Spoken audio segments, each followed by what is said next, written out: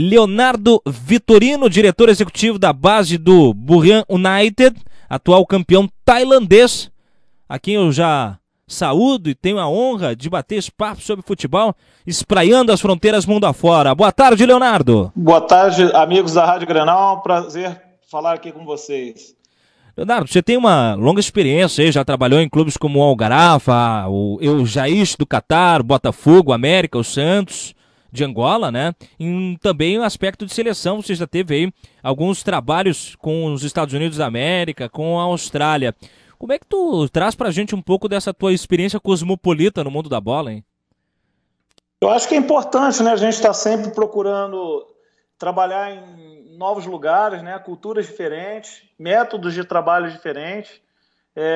Ao longo desses anos tem sido importante essas experiências que a gente vem tendo, para que um dia, quando a gente retornar ao Brasil, a gente possa aplicar isso no Brasil. A gente está tendo a oportunidade de trabalhar com grandes treinadores, grandes jogadores, e isso tem sido importante para que um dia no futuro a gente possa aplicar isso dentro do Brasil, né? Pois curioso que você falou aí da miscelânea cultural até que né? Trabalhar, por exemplo, no Catar e nos Estados Unidos, trabalhar na Angola e no Rio de Janeiro. Qual é a maior dificuldade que você teve no aspecto cultural, no aspecto social desse sentido, assim? A principal dificuldade é você entender um pouco a cultura e tentar aplicar aquela metodologia de trabalho que você quer no dia a dia do clube, né? Respeitando também a cultura local. A gente tem alguns exemplos, por exemplo, no Catar, a gente teve recentemente, trabalhei 8 anos no Catar, a gente tinha certos horários, por exemplo, agora está na época do Ramadã, mas em outros anos aconteceu de cair durante o campeonato. Então a gente tinha que ter toda uma alimentação especial para os jogadores, a gente tinha que fazer um planejamento de trabalho totalmente diferente, porque os jogadores ficavam o dia inteiro sem se alimentar para poder fazer uma partida que era normalmente mais tarde, 9 horas da noite. Já em Angola, esse trabalho já era diferente. O clube, além de oferecer o trabalho, o treinamento, você tinha que ter uma alimentação muito bem adequada às condições de temperatura e às condições sociais do próprio atleta. Porque apesar, na época, quando a gente foi logo após a Guerra Civil, em Angola, né? Então existia uma dificuldade muito grande dos próprios jogadores locais terem uma alimentação adequada. Então a gente teve que olhar de uma forma geral também o clube, para que dentro desse entendimento do que como funciona a cultura local, a gente aplicar o que a gente acha em termos de profissionalismo, né? Um trabalho correto para que tenha resultados a longo prazo. Você chegou a pegar algum tipo de consequência forte da guerra na África? Sim, a gente, por ter chegado um ano depois da Guerra Civil, teve até uma situação interessante, que a gente foi jogar num estado, lá eles chamam de província, mais distante, que a gente precisou chegar nessa província no horário do jogo, lógico, antes do jogo um pouco para fazer o aquecimento, mas a gente teve que viajar de helicóptero militar, saltar dentro do campo e participar desse jogo, jogar, acabou o jogo, os helicópteros vinham, os 2 helicópteros militares buscavam o grupo de jogadores e comissão técnica e voltava para Luanda, que era a capital onde era assediado o clube, né? Mas hoje, com certeza, Angola mudou muito, eu tenho contato ainda com as pessoas lá, eles me falam muito bem, mudou muita coisa, hoje tem estádios lá modernos, entendeu? As cidades estão muito melhores, Angola tem evoluído também no futebol, eu acho que isso aí foi muito bom, porque a gente pôde fazer parte desse processo de desenvolvimento do futebol lá em Angola. E isso foi muito gratificante. Eu acho que talvez até uma experiência inesquecível para que a gente possa somar mais ainda a nossa carreira a isso. Com certeza, é uma carreira, olha, confesso que dá até uma sensação de que o nosso trabalho profissionalizado, ele existe e por vezes ele é mal compreendido ou mal visitado, né, Leonardo? Por isso a gente faz a questão do contato com profissionais de tamanha envergadura na carreira, como a tua, que a gente vai lendo aqui cada vez, quanto mais me aprofundo no teu trabalho, mais vejo os frutos que tu vem plantando, e por vezes a gente fala, futebol faltou se profissionalizar, não foca a base, mas, poxa, teu trabalho está aqui provando completamente o contrário, né? Por exemplo, no Algarafa você foi premiado, aliás, o Algarafa foi premiado 4 vezes com o melhor desenvolvimento de jovens equipes. Qual é a tua participação nesse processo? A gente chegou lá no ano de 2007, né? No Algarrafa, que possuía uma estrutura física muito boa. A gente tinha campos, tinha uma estrutura muito boa, academias mais modernas. Em termos de modernização, a gente tinha bastante coisa física muito boa. A gente precisava organizar a metodologia de trabalho, agrupar um pouco mais o grupo de trabalho, porque a gente tinha treinadores de diversas nacionalidades. Nós tínhamos treinadores da Tunísia, treinadores franceses, treinadores até brasileiros também, e a gente precisava muito unificar esse trabalho, que a gente pudesse trabalhar todos em prol desse desenvolvimento do jogador, porque o Algarrafa se preocupava muito em ganhar determinados títulos na base, mas se esquecia um pouco do desenvolvimento individual do atleta. E eu acho que a gente pôde melhorar e contribuir um pouquinho mais isso, e a federação realmente reconheceu esses frutos. Tanto é que de 5 anos que a gente trabalhou lá, como você disse, 4 anos, a Federação de Futebol do Catar reconheceu o Algarrafa como o melhor trabalho de base no futebol do país. Na época até, quem jogava lá são 2 atletas brasileiros que faziam parte da equipe profissional, que é o Juninho Pernambucano e o próprio Araújo, que o Araújo foi o maior artilheiro da história do Catar, né, na época, e isso, quer dizer, hoje o Catar tem colhido os frutos. Ganhou a Copa da Ásia agora sub-20 há pouco tempo, classificou para o Mundial, esse último Mundial que ocorreu, graças também a um pouco desse trabalho. Nós tínhamos 4 jogadores fazendo parte hoje da seleção, e são jogadores que têm um futuro muito grande, e alguns deles até acredito que na Copa de 2022 vão estar preparados para poder jogar durante a Copa do Mundo. Olha que estrutura aí, né? Já alimentando, inclusive, seleção. Agora, falando em Copa do Mundo, sei que tem aí uma vivência e uma causa aí no lado do Catar, no lado do Oriente. Como é que tá? O Catar tem realmente aí todo um encaminhamento para sediar a Copa? Sim, eu acredito que o Catar tem tudo para fazer uma boa Copa do Mundo. Por quê? As mudanças já ocorreram, que a grande preocupação era com relação à temperatura. Uhum. E por a Copa do Mundo agora passar para dezembro, acredito eu que a média de temperatura lá é 19 graus em dezembro, de 17 a 19 graus. Então acredito que não vai ter nenhum problema com relação à questão de temperatura. Os deslocamentos vão ser muito menores.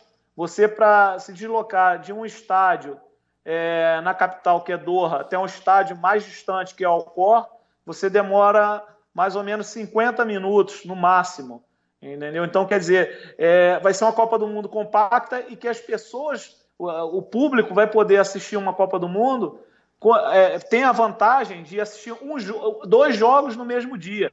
Então, por causa justamente dessas distâncias, acredito eu que muitos torcedores vão poder ir ao Catar assistir grandes seleções jogando, de repente uma determinada partida, e depois, no próximo jogo, você tem tempo de se deslocar e ainda assistir essas partidas. Eles, além de conquistar esse direito de sediar a Copa do Mundo, lógico, eles realizaram diversos eventos lá, eventos de sucesso dentro do país, para que tivesse esse direito de sediar. E é pela primeira vez também um representante, né, do mundo árabe, porque a Copa do Mundo nunca foi realizada no mundo árabe. Eu acho que nada mais justo do que o Catar ter conseguido esse direito de sediar essa Copa do Mundo. Até porque nós estamos aí já num processo globalizado de futebol, onde nem a Europa e nem a América Latina são mais os epicentros do mundo da bola, né, Leonardo?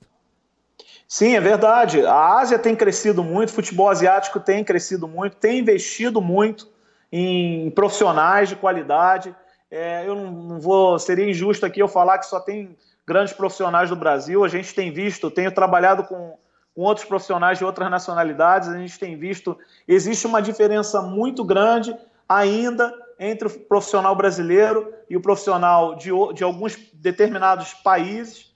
A gente vê uma diferença grande. Lógico que o profissional brasileiro tem a sua qualidade, mas é diferente o contato com um profissional de outro país para esse profissional do Brasil. O profissional, eu vou fazer até uma crítica aqui, o profissional brasileiro normalmente procura você para pedir emprego. Ah, você conhece alguém? Me coloca aqui, pô, leva meu currículo para lá. O profissional, normalmente de outros países, eles buscam informação. Qual é o método de trabalho que vocês têm utilizado? Como é que vocês têm feito determinado treinamento em determinada temperatura? No Catar, a gente tinha muito contato com profissionais da Inglaterra que eles vinham investigar como é que eram os tipos de treinamento que eram dados devido à temperatura, que era muito quente. Já nos Estados Unidos, a gente tinha pesquisas, diversas pesquisas para justamente ver qual era o desenvolvimento do atleta naquele tipo de clima frio, porque a gente ia jogar em lugares frios, lugares de calor, então tinha certas diferenças de preparação para determinados jogos.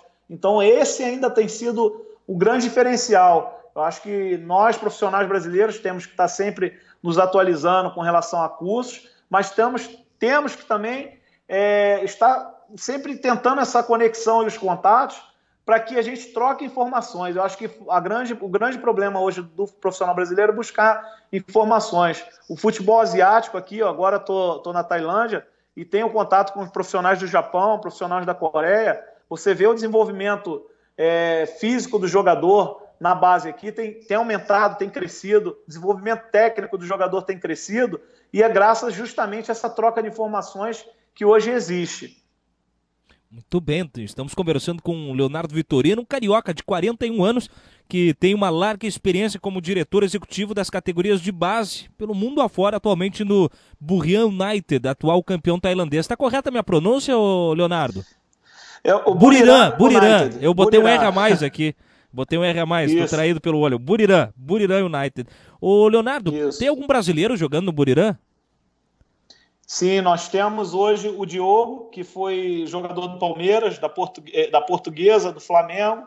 O atacante, aquele, cabelo encaracolado, né? Isso. Teve na pauta do Grêmio uma época aqui. Tem jogado muito bem, tem jogado bem aqui. A gente sabe que no Palmeiras ele não teve grandes oportunidades, não foi tão bem, mas aqui ele tem jogado muito bem. Nós estamos com o Rafael Coelho, que foi do Figueirense, foi do Vasco, também atacante. Goleador aqui, né? Gilberto Macena também, mas o Gilberto Macena não era tão conhecido, não é um jogador tão conhecido aí no Brasil, porque ele fez a carreira mais aqui no exterior. A gente trouxe ele da China, porque ele estava fazendo um belo trabalho na China, e por a gente ter esses contatos aqui, acompanhando os jogadores de todos os países aqui ao redor, ele teve a oportunidade de vir para cá e também, automaticamente, ele vinha para 6 meses, acabou renovando o contrato por mais 2 anos. Então, são esses jogadores que têm feito um diferencial muito grande. A gente tem também um volante, que é o Ko, que é o volante que foi muitos anos da seleção coreana de futebol. Então, está trabalhando aqui com a gente e a gente está tentando fazer um trabalho de qualidade para que, daqui a algum tempo, a gente tenha pelo menos 30%, 40% de jogadores formados pelo Buriram jogando no primeiro time. Que legal, eu até tenho um papo pra gente falar sobre o Buriram no aspecto da base, mas antes vamos só voltar um pouco na cronologia e no papo. Vamos voltar a Angola, no seu trabalho com o Santos de Angola. Você levou o clube à primeira divisão apenas com uma equipe formada por atletas de até 23 anos. É legal essa ideia assim de suplantar um projeto de juventude completo, porque a gente vê, por vezes, Leonardo, a ideia de que o futebol funciona muito bem quando mesclado os jovens aos experientes. Agora, uma equipe jovem conseguindo um êxito completo é legal, né? Sim, é verdade. A gente teve o apoio do presidente do clube, que desde o início ele sentou, eu lembro, desde a primeira reunião, ele falou: meu objetivo é depois de 4 anos, não anteriormente a 4 anos, eu quero estar na primeira divisão. Vou trabalhar com jogadores jovens. Não estou preocupado no primeiro ano com os resultados, estou preocupado em dar rodagem aos jogadores e eu tenho certeza que todas as entrevistas que nós vamos dar, principalmente o presidente do clube falou isso, que era justamente buscando e objetivando esse título de subir da primeira divisão depois de 4 anos. O objetivo que realmente a gente teve a oportunidade de ter todo o apoio deles, eles deram tudo que a gente precisou. A gente fez um processo seletivo em Angola com inúmeros jogadores de outros clubes, inclusive, observamos. O primeiro ano foi um ano muito de observação, né? A gente observou jogadores locais, jogadores mais jovens, vimos diversos jogos de juniores para coletar, para selecionar, para tentar trazer os melhores, né, de cada clube, lógico, dentro da realidade financeira do clube. Trabalhamos com jogadores da nossa base lá, e foram todos jogadores realmente abaixo de... Na época, foram jogadores abaixo de 21 anos.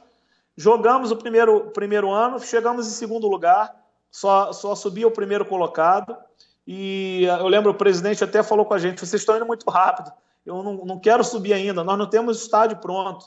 Aí ele falou: meu objetivo é para 4 anos, se vocês subirem antes, a gente não sabe como fazer. E aconteceu que no segundo ano a gente obteve o êxito, conseguimos a conquista do título, com os jogadores todos abaixo de 22, 23 anos. Acho que o jogador mais velho era o nosso zagueiro, que tinha 23 anos. Baque velho?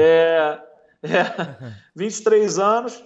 A gente jogou com esse grupo e realmente uma coisa é de se louvar. O presidente sempre cumpriu a palavra dele, mesmo a gente chegando em segundo lugar, por ser uma equipe que era apoiada pelo presidente do país, as pessoas cobravam muito, entendeu? Porque achavam que, por ter de tudo do bom e do melhor em termos de material esportivo, qualidade de alimentação, né, e condições de treino, achavam que teria que subir no primeiro ano, e na realidade não houve isso. A gente fez o primeiro ano, não subimos, e o presidente falou: a minha palavra está mantida, eu quero dentro dos 4 anos. Quando a gente subiu o segundo ano, ele falou: pô, vocês subiram, mas vocês vão ter que jogar com jogadores jovens, porque eu não estou preparado, a gente não tem estádio ainda.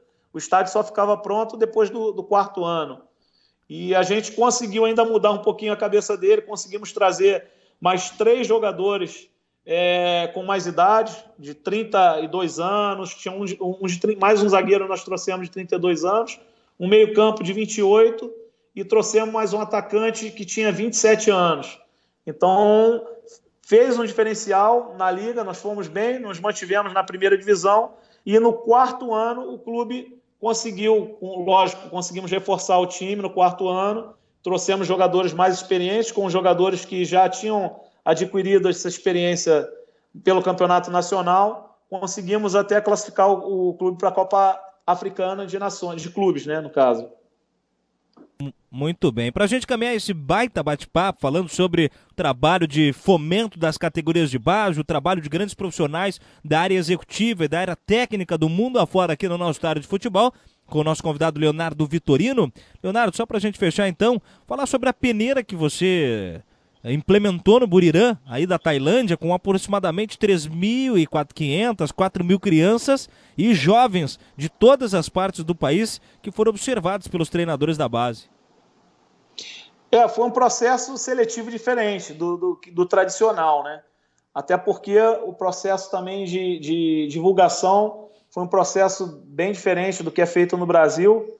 Foram utilizados diversos meios de comunicação, diversos atrativos durante os nossos jogos. Nós criamos alguns atrativos aqui para divulgar esse processo seletivo desses jogadores. A gente teve jogadores que vieram fazer essa chamada que a gente chama no Brasil peneira.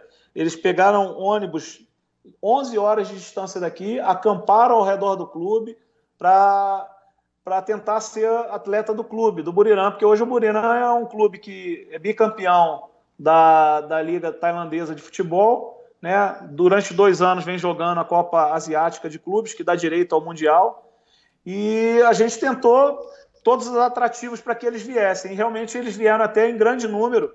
A gente precisou até de ajuda aqui da prefeitura, né, local, com relação a esse registro dos atletas, porque eles realmente procuraram muito o clube, e a gente criou um processo seletivo diferente, através de rodízio, observando todos os jogadores. Nós demos a oportunidade de todos os jogadores jogarem em diferentes...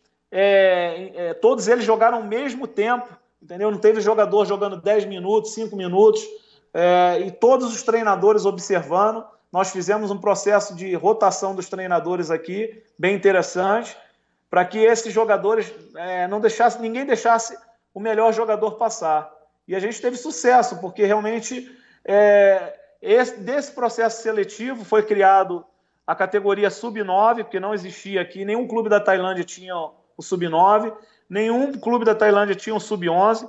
Nós criamos essas duas categorias. Acabamos com o Sub-23, porque a gente fez uma parceria com um clube menor aqui, colocamos nossos jogadores Sub-23 para jogar por esse clube, e ao mesmo tempo fortalecemos as categorias de base aqui, que hoje a gente teve a oportunidade já de jogar 2 torneios, um na Malásia, fomos campeões na Malásia, e um agora no Catar recentemente, há 3 meses atrás, jogamos no Catar com a categoria Sub-13 e ganhamos o torneio lá, ganhamos do Catar, da Aspire, do Catar, que é o maior centro de excelência hoje do mundo, a Aspire do Catar, e jogamos contra o Feyenoord, a final foi contra o Feyenoord da Holanda, o qual ganhamos também de 2-1. Poxa. E acabamos trazendo esse título aqui para o clube, que foi o primeiro título internacional do clube, né? E isso coroou o trabalho que eu sempre falo aqui para eles. Nosso trabalho não é só lógico, a gente quer formar jogadores. O importante não é ganhar títulos, mas é importante também você formar jogadores que estão acostumados a disputar títulos, entendeu? Porque a gente vê muitas pessoas falando, não é importante vencer, não é importante ser campeão na base. Sim, pode não ser, realmente não é tão importante, mas é importante criar gerações que estejam acostumadas a jogar as finais, que estejam acostumadas a sentir o gosto de ser campeão. Então a gente está mudando essa cultura para que realmente eles sintam esse gosto. Quando chegar na equipe profissional, já estão acostumados a ganhar e, ao mesmo tempo, também estão adquirindo experiências internacionais, jogando várias competições ao redor do mundo. Maravilha, que belo trabalho e que bela metodologia. É modelo, viu? É base de modelo aí, é estrutural, é basilar para que seja aplicado aqui no Brasil. Ora, a terra do futebol, o país do futebol, por vezes não segue essas premissas e por isso talvez esteja tão carente aí nas suas divisões principais na seleção. Leonardo Vitorino, diretor executivo de base do Buriram United, foi a nossa atração de hoje, o Buriram lá da Tailândia. Obrigado, Leonardo, pela contribuição, pelos esclarecimentos e pelo belo bate-papo de futebol. Obrigado a vocês, agradeço a oportunidade. Desejo sucesso aí às 2 equipes aí que estão disputando o Campeonato Brasileiro. O Grêmio, com o seu treinador Roger aí, a gente tem acompanhado, que hoje joga contra o Palmeiras. O Internacional também, que vem fazendo um belo trabalho aí com a Aguirre. A gente sabe que esse início de brasileiro é meio complicado, mas a gente sabe que ao longo da competição essas 2 equipes têm tudo para crescer, porque o Campeonato Brasileiro é uma competição longa. Então a gente espera que esses treinadores tenham oportunidade de fazer seu trabalho aí a longo prazo. Que a gente sabe que o futebol também brasileiro cobra muito, troca muito de treinador, e a gente torce que essa filosofia mude para que eles tenham tempo de executar seu trabalho.